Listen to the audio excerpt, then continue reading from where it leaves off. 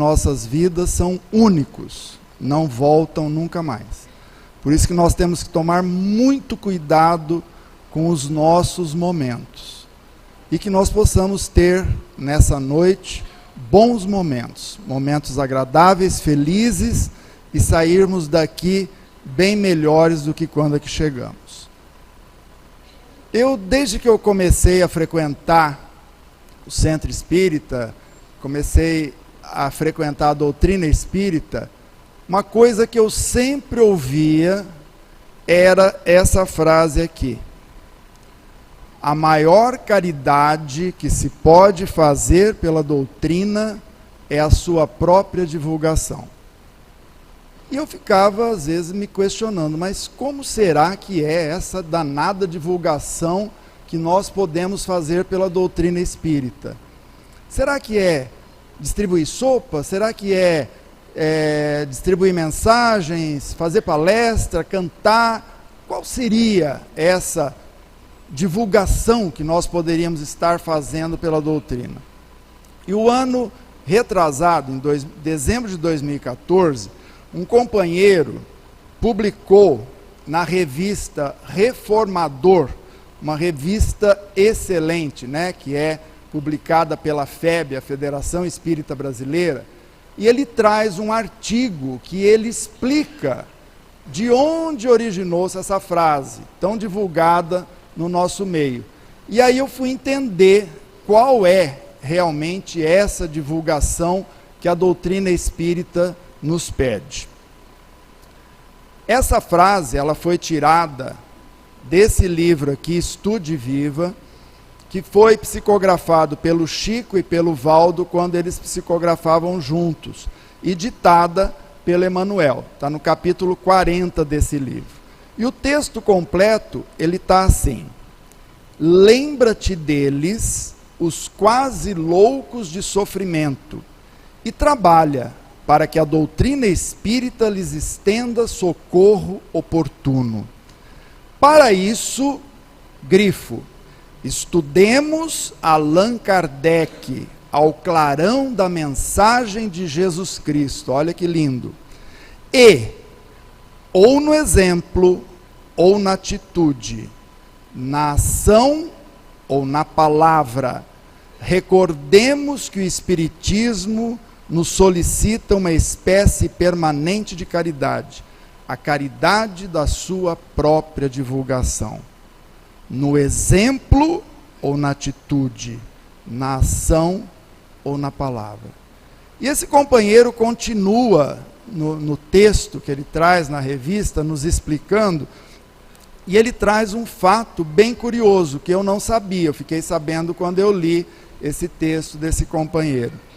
Ele fala o seguinte: Allan Kardec, o codificador da doutrina espírita, ele desencarnou em 31 de março de 1869.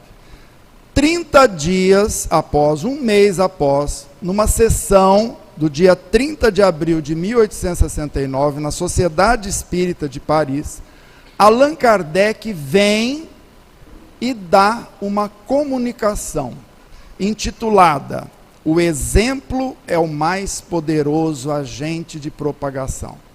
E nós vamos ver o que Allan Kardec, o codificador da doutrina espírita, fala para nós, especialmente para cada um de nós que abraça a doutrina espírita.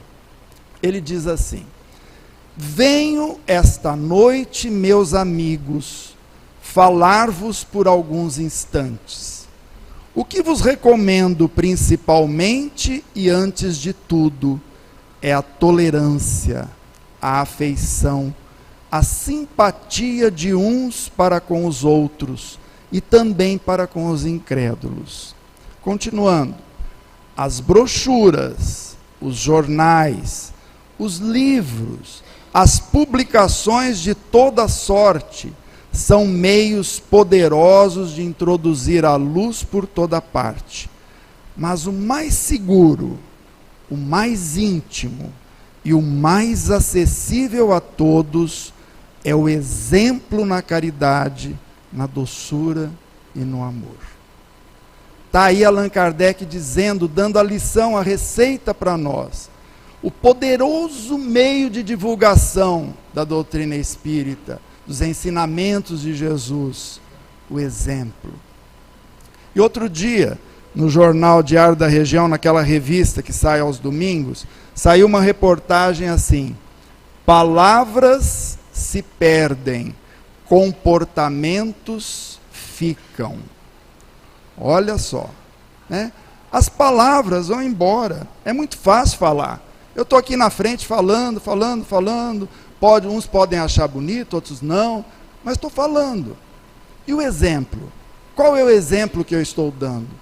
Eu digo sempre que nós, que somos educadores, porque todos nós somos educadores em casa, no trabalho, na rua, no teatro, no cinema, somos educadores, porque as pessoas se espelham em nós. Nós temos um compromisso, uma responsabilidade muito grande. Nós com os nossos filhos, o compromisso do exemplo é muito grande. Às vezes nós vemos pais que chegam para a criança, né, e fala assim, para o adolescente: filho, não fuma, fumar faz mal, olha o teu pai está com problema no pulmão, mas não fuma, meu filho, não fuma, né?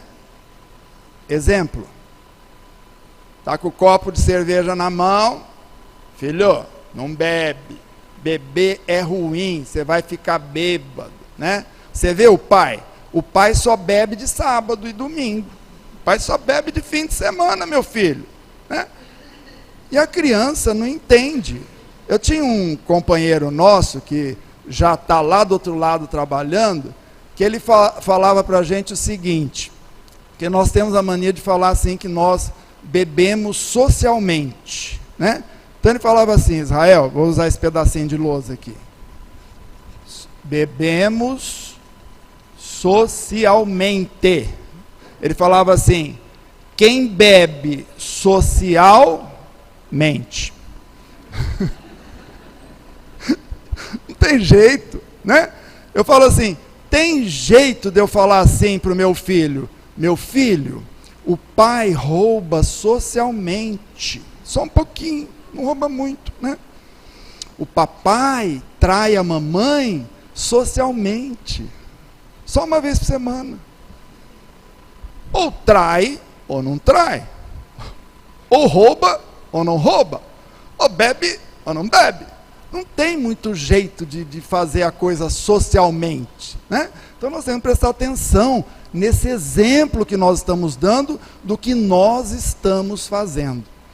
E eu fiquei pensando, onde nós poderíamos estar realmente exemplificando o nosso tempo todo?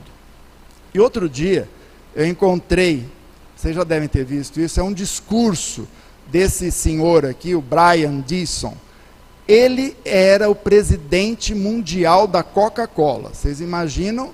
Coca-Cola, a marca mais valiosa do mundo. É a marca que mais vale, né? Ela tem em todo canto. Falou Coca-Cola no Brasil, na China, em Portugal, é Coca-Cola. E quando ele foi se aposentar, ele fez esse discurso aqui para os funcionários dele. Olha o que ele disse: imagine a vida como um malabarismo com 5 bolas. Malabarismo, né, quando a gente fica jogando as bolas e as bolas não podem cair, tem que permanecer no ar. Estas bolas são o trabalho, a família, a saúde, os amigos e a vida espiritual. São as 5 bolas da nossa vida, as mais importantes. E você tem que mantê-las sempre no ar. Logo você vai perceber que o trabalho é como uma bola de borracha. Se deixar cair, ela rebaterá e irá saltar de volta. Mas as outras 4 bolas, família, saúde, amigos e vida espiritual, são frágeis como vidro. Se você deixar cair, irrevogavelmente serão lascadas ou mesmo quebradas. Nunca mais serão as mesmas. E ele começa tratando do trabalho. Ele fala que o trabalho é uma bola de borracha, né? Porque eu trabalho hoje aqui, puf, vou trabalhar ali, puf, eu vou pulando. Eu pulo de uma empresa para outra, eu vou de um lugar para o outro. Essa bola não quebra.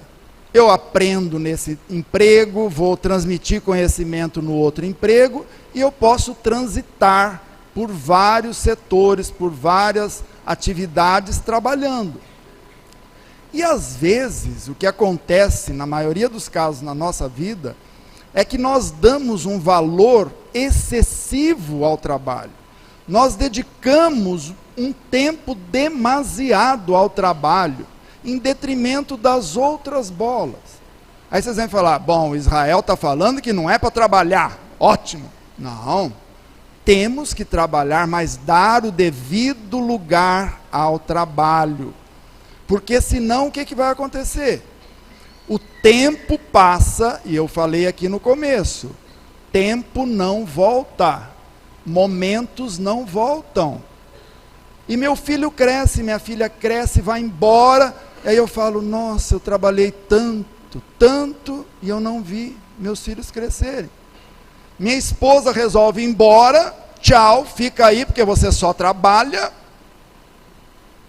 e eu estou sozinho. Temos que repensar o que nós estamos fazendo do nosso tempo. E aí nós vamos, às vezes, o quê? Complicar a nossa saúde. Então o pessoal fala que às vezes eu trabalho minha vida toda para ganhar dinheiro, para chegar no final, gastar o dinheiro com médico e hospital. Vai gastar, porque não cuidou bem do corpo, não cuidou bem da saúde.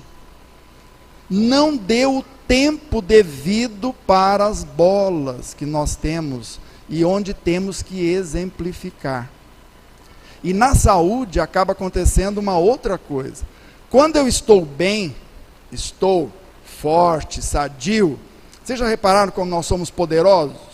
Em casa nós damos ordem, mandamos. Aqui quem paga as contas sou eu.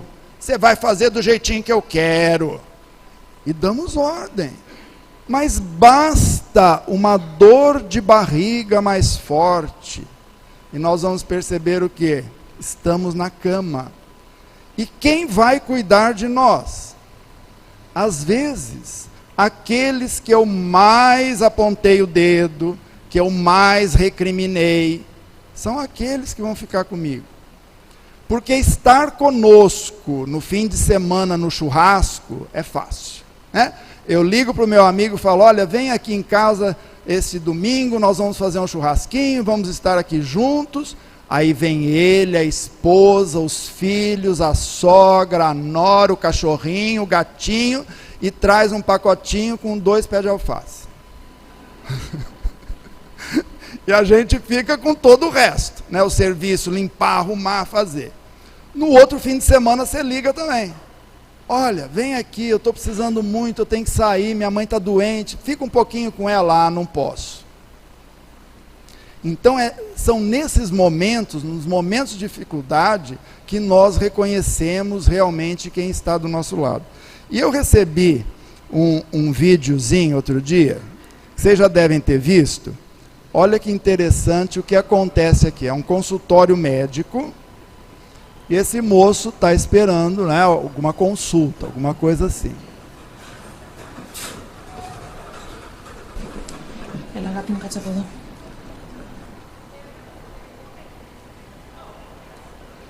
Ninguém quer sentar perto dele, né?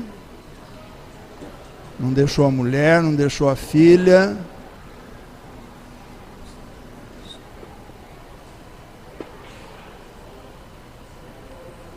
E ele lá no cantinho sozinho. Parece que ele tem uma doença contagiosa. Οικονόμου, και εσείς.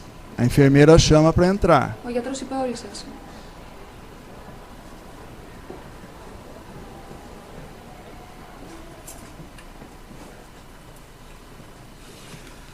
Καλημέρα. Καλημέρα. Μανούλα, τι βλέπω. Ομόρφες μετά την επέμβαση,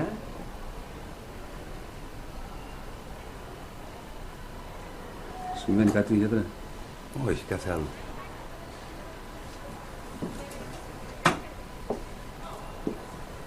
Να σας γνωρίσω τον Τζαφάρ. Είναι ο δότης Μιολού των Οστών για την Άννα. Vocês viram que tapinha com luva de pelica, né?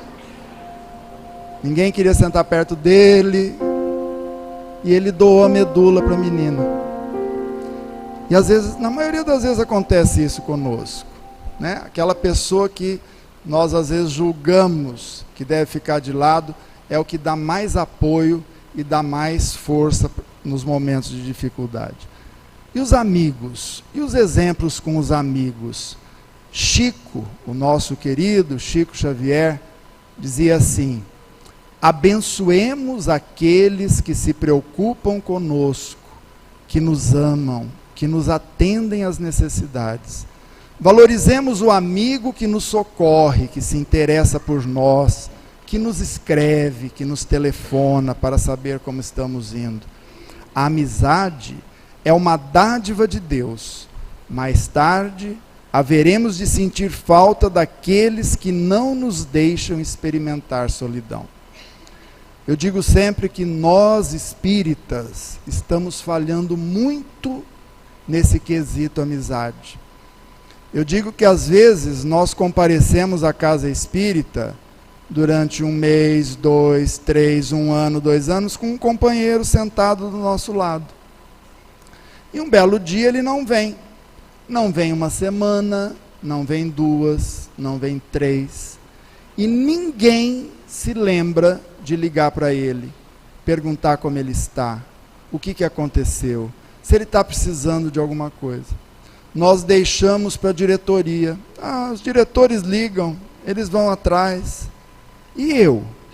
Que eu estou fazendo com esse companheiro?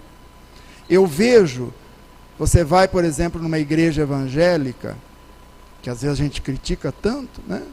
O companheiro ficou doente, no outro dia está meia igreja lá na casa dele. E nós não damos bola. Nós não valorizamos esse companheiro, e todos nós somos peças importantes nessa engrenagem. Todos nós precisamos nos sentir valorizados. E eu trouxe um texto hoje aqui, que eu queria que alguém viesse ler para mim esse texto. Se não for por livre e espontânea vontade, será por livre e espontânea pressão. Vamos ver. Quem se candidata? Senhor? Então pode vir.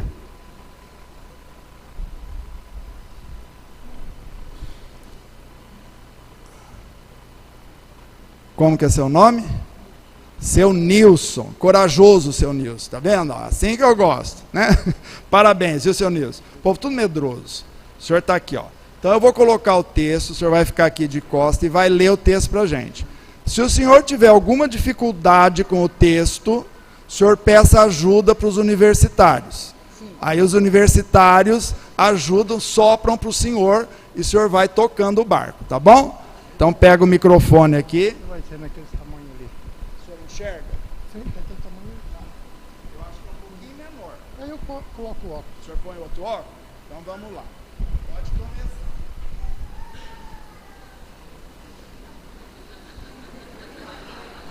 A máquina DX XSCR. Não. Pede para os universitários. Eles têm que ler. Mas está desligado aqui. Não, pode encostar aqui que o senhor lê. Não está falando lá? Tá. Vai lá. Ó, vamos ficar quietinho. A máquina DX. Não. Aí eu. Vai lá. O universitário vai ajudar o senhor. Vamos ver. Fala para ele. De escrever. Vê se o senhor consegue. A máquina de escrever. Então vamos lá. Mas aí. Tudo assim. O senhor quer que alguém ajuda? Isso, ajuda então, os universitários. Vamos lá. Quem quer ajudar ele? Vem cá, pode vir. Ele vai ajudar o senhor. Isso, é meu filho. É, o seu filho. Como que é seu nome? Nilson também. Nilson Júnior. também. Nilson Júnior. Nilson Júnior. Então vamos, Nilson. Ajuda o Nilson, pai.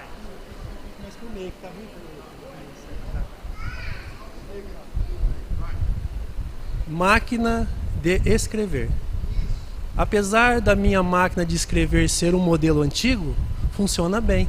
Com exceção de uma tecla. Há 42 teclas que funcionam bem, menos uma. É isso que faz uma grande diferença. Às vezes me parece que meu grupo é como minha máquina de escrever, que nem todos os membros estão desempenhando suas funções como deviam, que tem um membro achando que sua ausência não fará falta. Você dirá, afinal, sou apenas uma peça sem expressão e, por isso, não farei diferença e falta à comunidade. Entretanto, para uma organização poder progredir eficientemente, precisa da participação ativa e consecutiva de todos os seus integrantes. Na próxima vez que você pensar que não precisam de você, lembre-se da minha velha máquina de escrever e diga a si mesmo: eu sou uma peça importante do grupo e os meus amigos precisam de meus serviços. Pronto, agora consertei a minha máquina de escrever. Você entendeu o que eu queria dizer? Isso, uma salva de palmas para ele. Obrigado. Parabéns, viu, meu? Parabéns. Só um pouquinho. O pai não soube. Graças a Deus eu tive um filho que pôde. Por isso que criou, deu exemplo. Ah, pensa que é fácil? Pessoal, olha lá que interessante. Tinha uma pecinha quebrada. Que pecinha que era? E, a letra E. Vocês viram a diferença que uma pecinha faz num texto? E é essa diferença que cada um de nós faz aqui na comunidade. Ou aqui, ou no trabalho, ou na família, ou na escola. E é ali que nós precisamos estar presentes, dar o nosso exemplo. Por isso que é preciso, quando temos pecinhas quebradas, trabalharmos as pecinhas quebradas. Nós temos dentro de nós uma mania muito grande, de peça quebrada vai para o lixo. Vocês já imaginaram se nos pegassem? Nós somos peças quebradas. Cada um de nós é quebrado numa parte. Eu não sou quebrado no E, mas sou no I. O outro não é no I, mas é no X. O outro não é no X, mas é no O. E somos quebrados. Se nos jogassem fora, se nós não tivéssemos outra oportunidade. Então vamos trabalhar melhor essa questão dos amigos, exemplificarmos mais com os amigos. E a vida espiritual? A vida espiritual é outra, que eu não preparo a minha bagagem. Eu vou deixando. Eu trabalho 10 horas por dia, eu perco mais não sei quanto para dormir, vou descontando. E aí, o que eu me dediquei para a minha vida espiritual, que é o que eu vou levar? Aí às vezes a gente fala assim, mas eu não preciso ir no centro. Claro que não precisa. Eu não preciso ir na igreja, não precisa. Se você já está num ponto que não necessita mais, nós aqui estamos porque nós necessitamos de tudo isso. Hoje nós estamos aqui porque nós precisamos. E estamos aqui porque é o melhor lugar para nós. Perguntaram para o Dalai Lama, qual é a melhor religião que o senhor acha que existe? E acharam que ele ia falar assim, é a minha, é a do Tibete. E olha o que ele respondeu, a melhor religião é a que te aproxima de Deus, é a que faz de ti uma pessoa melhor.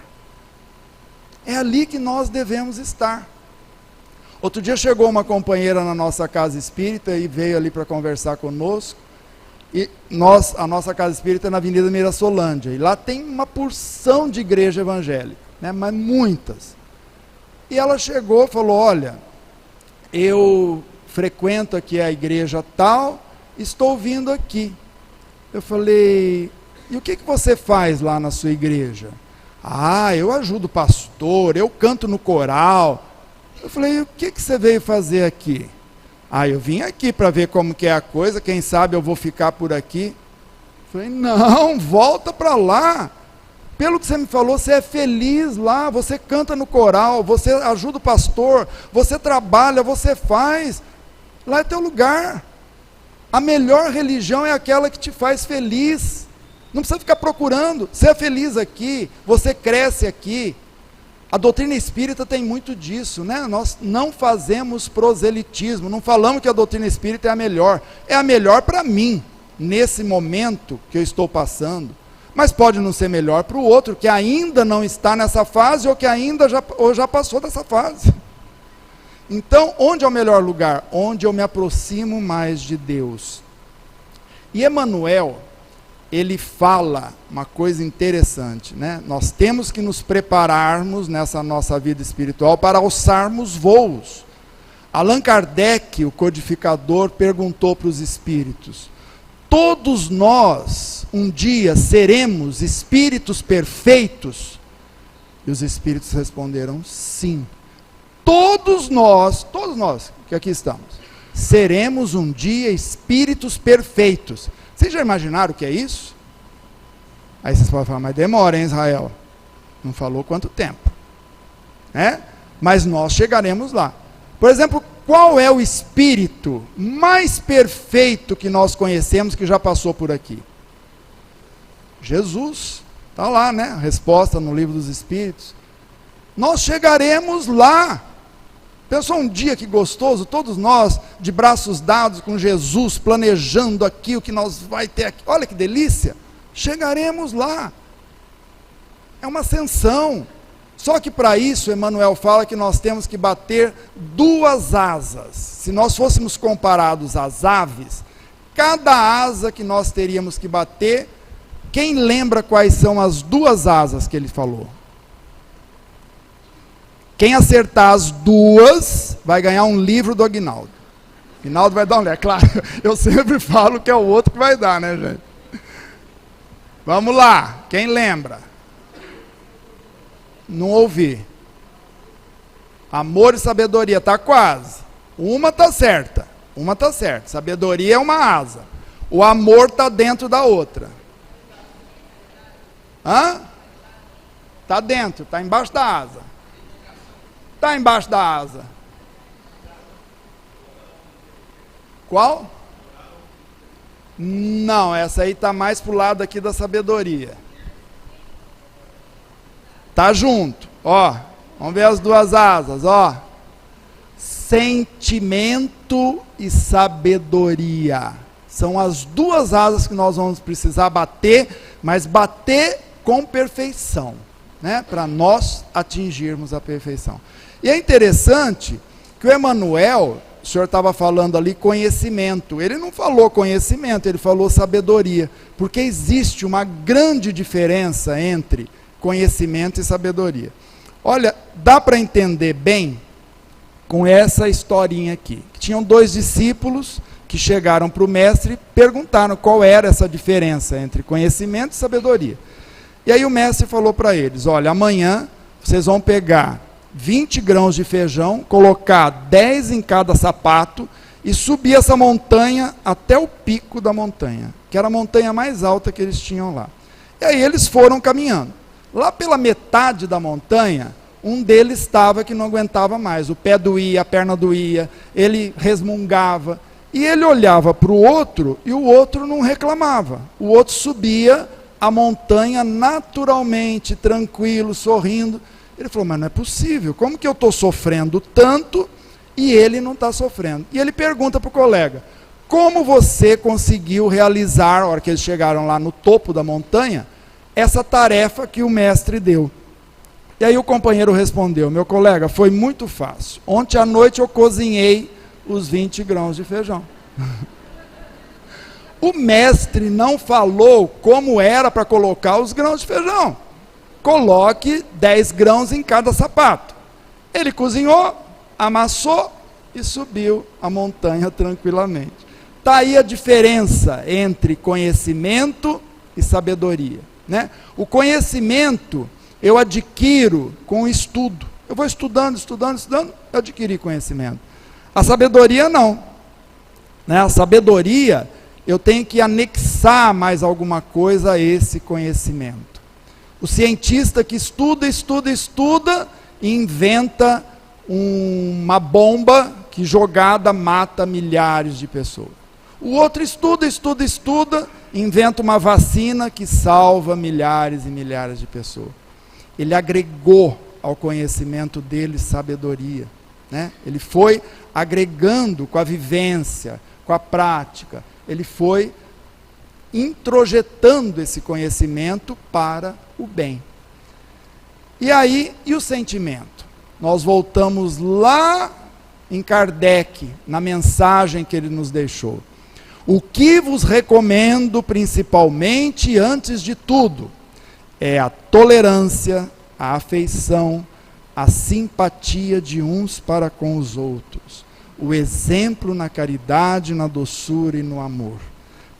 Quando nós estivermos batendo essa asa, nos aperfeiçoarmos na tolerância, na afeição, na simpatia, nesse exemplo de caridade, de doçura e amor, nós estaremos no caminho da perfeição. E aí nós chegamos na nossa última bola, né? Das bolas que ele falou, a família. E aí nós começamos a pisar mais com força no nosso calo. Porque aí a gente começa a sentir a força da responsabilidade do exemplo. Eu gosto muito do Emmanuel, porque ele vai no ponto, né? E ele diz assim, olha que interessante o que ele fala. Cada criatura nasce na terra no lugar em que deva produzir mais e melhor para o bem, com os recursos necessários para o aprimoramento que lhe diz respeito, e sob as circunstâncias mais favoráveis à obra que lhe cabe realizar. Não ouvide os instrumentos de progresso que o Senhor te confiou no caminho. Bom, primeiro, quais são esses instrumentos de progresso que o Senhor nos confiou? São os companheiros que convivem conosco. E quais desses companheiros nos mostram o nosso progresso? Os mais difíceis. Aquela cunhada complicada, né? Claro que não existe cunhada complicada, estou dando um exemplo, né? Ainda mais se ela for espírita, jamais. Aquela sogra faladeira, né? Que acha que ela está sempre certa. Aquela filha que não respeita o pai e a mãe. E ali vai. Esses são os nossos instrumentos de progresso. E vocês querem ver, fazer rapidinho para ver se nós estamos nos utilizando bem desses instrumentos de progresso? Nós vamos fazer agora aqui rapidinho. Vamos pensar assim, olha, vamos fechar o olho. Nós estamos hoje, 2016, janeiro. Nós vamos escolher uma pessoa que nós temos dificuldade de relacionamento.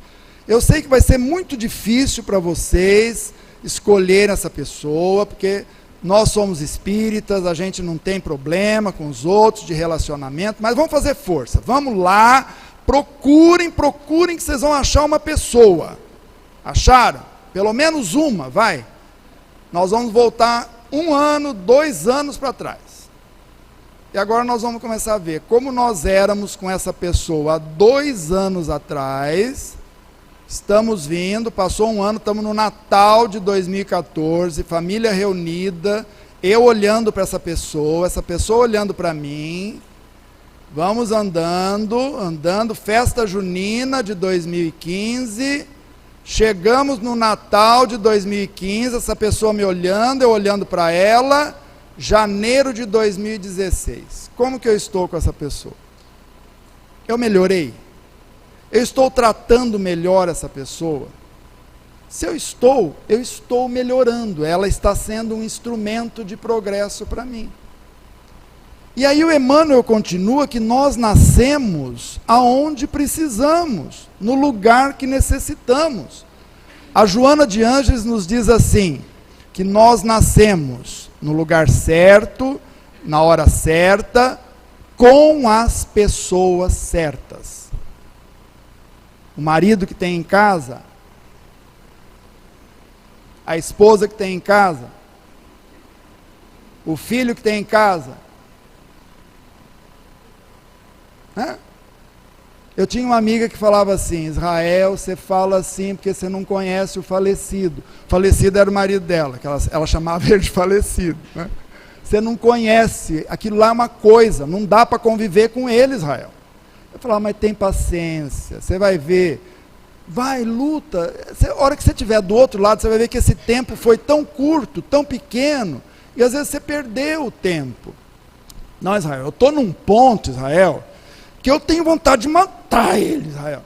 Então, peraí, vamos rever conceitos. Né? Eu falava assim, se você está no ponto de matar o teu companheiro, então, larga, vai fazer o quê? Não tem jeito, deixa para a próxima. Como assim, Israel? Não, você não falou que você está a ponto de matá-lo? Eu estou, qualquer coisa eu pego uma faca e mato. Então, não adianta, porque se você matar, aí vai complicar mais ainda. De qualquer jeito, vocês vão retornar. Mas como assim, Israel? Vocês vão lá, vão se entender, vão fazer uma reprogramação e vão voltar. Ela falou, mas a gente volta junto? Juntinho. Eu falei, normalmente no mesmo grupo familiar. Com a mesma sogra, a mesma cunhada, os mesmos parentes. Todos em lugares diferentes, mas estamos todos ali. Ela falou, não, Israel, com eles eu não volto nunca mais, eu vou melhorar, eu vou fazer de tudo, mas com eles eu não volto nunca mais. Eu falei, você vai voltar. Porque você não aprendeu a amar, a compreender, a tolerar, a se afeiçoar. Vai voltar para aprender tudo isso. Porque nós temos a mania de acharmos que o outro, a família do outro, o lugar do outro é melhor que o meu. E é tudo igual. A minha família é igual à sua é igual a dele é igual a dela. Só muda de lugar. Só que eu fico olhando a família do lado e babando. Né? Então o marido olha a esposa do vizinho e fala assim, isso é que é esposa. Olha que carinhosa. Ele chega, ela vai, tira o sapato dele. Gozado quando fala isso, o pessoal dá risada. Carinhosa, leva, faz a comidinha que ele gosta, está sempre solícita, sempre pronta, né? E eu aqui com a minha esposa, carrancuda, sempre nervosa, né? Sempre gritando. Ai meu Deus, olha, isso aí até parece uma Brastemp, aquelas com um computadorzinho, que você liga, água quente, água fria, faz tudo. E eu aqui em casa com esse meu tanquinho que pula, que chacoalha, né? Só que ele está se achando o máximo. Mas ela também está olhando para o vizinho, né? E olhando e falando, olha que esposo, isso é que é esposo, né? Ele é espírita, levanta cedo, pega as crianças, troca, leva para a escola, volta, dá o café da manhã para ela na cama, aí fala, fica meu amor, dorme mais um pouquinho, né? Aí ela levanta, ele liga para ela e fala, hoje você não precisa fazer nada, eu vou levar a comida, passo, pego as crianças, assiste a Ana Maria Braga, fica aí quietinha, né? E ela fala, nossa, isso parece um Brad Pitt. Isso aí, gente, parece um Honda Civic 2016, estofamento de couro, automático, computador de bordo. E eu aqui em casa, com esse meu Fusquinha, meia, que não pega, afoga. Olha aqui, cada criatura nasce na terra no lugar que deva produzir mais e melhor, com os recursos necessários para o seu aprimoramento. Eu não tenho a Brastemp porque eu ainda mereço o tanquinho. E eu tenho que valorizar o meu tanquinho. Eu não tenho o meu Honda Civic, valorize o Fusquinha. E é assim a vida. Nós temos que aprender que nós temos exatamente aquilo que necessitamos para o nosso aprimoramento. Aquilo que precisamos. E é ali que nós precisamos exemplificar, ali que nós precisamos progredir. Porque nós temos que entender que tudo é ação-reação. Se eu estou hoje com o meu Fusquinha, é porque eu não valorizei o outro lá atrás. Se eu estou hoje com o meu tanquinho, é porque eu não valorizei a outra lá atrás. E nós temos que entender que a vida é assim, ação e reação. Eu dou, eu recebo, eu dou, eu recebo. E nós só recebemos o que damos, o que doamos. Outro dia chegou uma companheira na nossa casa e falou assim: Israel, estou passando por um problema terrível. Ninguém gosta de mim. Você acredita? Meu marido chega em casa, ele fica em casa pouquíssimo. Ele chega em casa às 10 horas da noite, toma um banho, cansado, senta em frente à televisão, ronca e vai dormir. Mas nem fala comigo. Meus filhos, Israel, mal passam perto de mim. Mãe, tchau, mãe, tchau, mãe, tchau, mãe, tchau. Não fala comigo. Meus parentes não me visitam. Você acredita que eu estou com tanto problema que nem o meu cachorrinho abana o rabo para mim, Israel? Falei, a coisa é séria. Muito séria. Aí eu virei para ela e falei assim: agora eu vou te fazer uma pergunta séria. Você acha que o problema está com o seu marido, com os seus filhos, com os seus parentes, com o seu cachorrinho ou com você? E ela teve que responder que era com ela. Só podia estar com ela. Ninguém gostava dela. E é isso que às vezes acontece conosco. Ninguém gosta da gente porque nós somos chatos, ninguém quer estar do nosso lado. Nós recebemos aquilo que doamos. E outro dia eu recebi, para a gente encerrar, um filminho muito interessante que mostra bem essa questão de ação e reação. Eu faço hoje, eu exemplifico hoje, volta, retorna amanhã. É um filme, ele deve ter 1h10, mais ou menos, 1h05, acho que nem chega a isso, viu, Aguinaldo? É uma coisa rápida, não tem problema, né? Quer fazer um intervalinho, tomar um chazinho, toca direto. O Aguinaldo falou para tocar direto, então nós vamos tocar direto, tá? E ele mostra bem, prestem atenção na mensagem que o filme passa, para a gente ver o que nós fazemos hoje, volta amanhã para nós.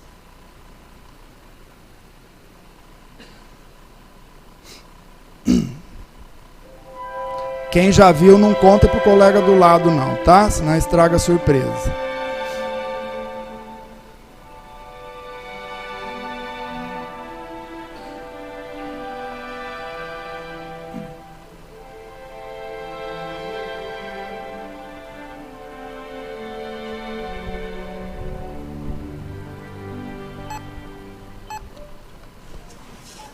Total $68.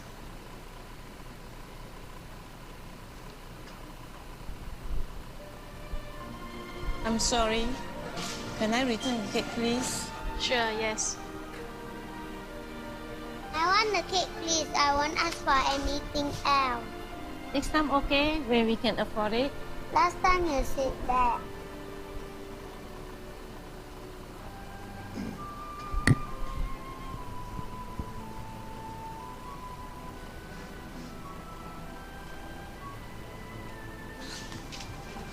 The cake is not tasty. Let's buy something else, okay? You don't want that? I'll take it then. Hey, hey, hey. Hello, this is for you. No, we cannot accept it. Would you please? There's no reason for you to buy the cake for us. Well, when I was 7, my mother wanted to buy me a cake. Mommy, I just saw it. By the counter, we didn't have enough. Can we get something else? It's my birthday today. Can I choose my own cake, please? I'm sorry. Then, there's this man. I've never met him before.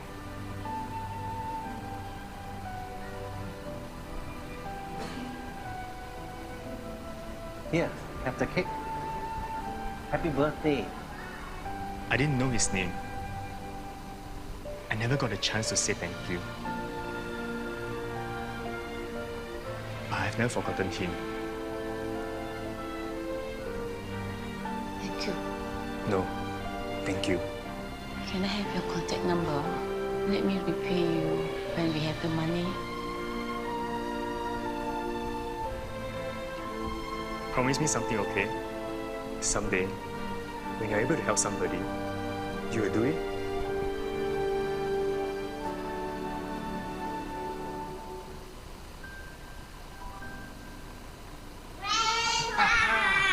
I chose this cake for your birthday. Wow, this is my favorite. Thank you. Let's go and put some candles. Oh, careful. You shouldn't have spent the money.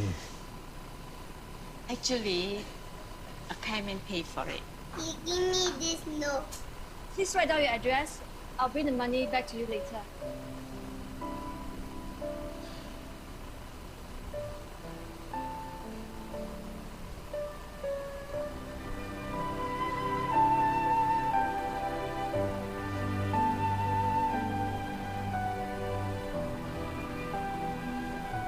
A simple act of caring creates an endless ripple.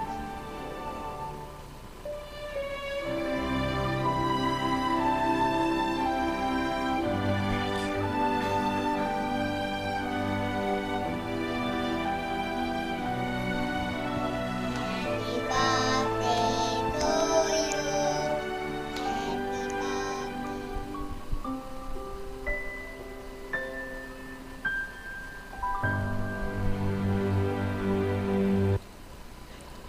Um simples ato de carinho cria uma onda sem fim. É isso que nós estamos precisando no nosso dia a dia. Através do nosso exemplo, criarmos atos de carinho, de afeição, abraçarmos mais, beijarmos mais, compreendermos mais. E aí o nosso exemplo será plantado em cada coração, será plantado em cada companheiro que conosco convive. Um dia, todos nós chegaremos à perfeição.